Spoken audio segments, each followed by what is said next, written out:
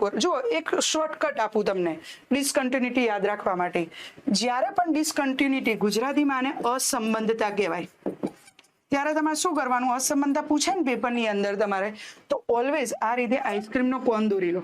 પૃથ્વીની આંતરિક સંરચનાની અંદર પૂછાયેલો પ્રશ્ન છે. પછી 3 ભાગ કરી દો પૃથ્વીના, સપાટીથી કેન્દ્ર સુધી, અને 3 ભાગમાંથી પછી 6 ભાગ કરી દો. આ રીતે ટોટલ કેટલા ભાગ કરો? 6. અહીંયા લખો આઉટર ક્રસ્ટ, લોઅર ક્રસ્ટ, પછી upper mental, lower mental, outer core, inner core. આ રીતે 12. ઉપરનો પોપડો અને નીચેનો પોપડો, ઉપરનું મેન્ટલ, નીચેનું મેન્ટલ, બાહ્ય કોર, બાહ્ય ભૂગર્ભ અને આંતરિક ભૂગર્ભ. આ રીતે લખવામાં આવે. હવે આને અલગ કરતી ડિસકન્ટિન્યુટી આ રીતે આપણે ટોટલ 6 ભાગ કરી દીધા.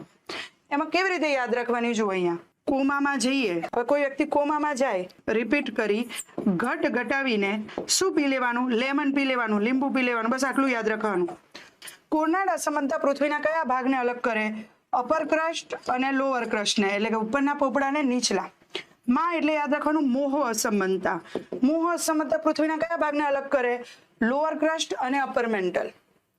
પછી રેપિટી અસમાનતા પૃથ્વીના કયા ભાગને? અને રેપિટી અસમાનતા કહેવાય. તો અપર મેન્ટલ અને લોઅર મેન્ટલને ઘટ ઘટાવી એટલે તમારે યાદ રાખવાનું ગુટનબર્ગ અસમાનતા. કઈ અસમાનતા? ગુટનબર્ગ. કોને અલગ કરે? તો લોઅર મેન્ટલ અને બાહ્ય કોર એટલે કે આઉટર કોર. લેહમન અસમાનતા પૃથ્વીના કયા ભાગને અલગ કરે? આઉટર કોર અને ઇનર કોર. તો અહીંયા પૂછી છે આપણે કઈ? ગુટનબર્ગ.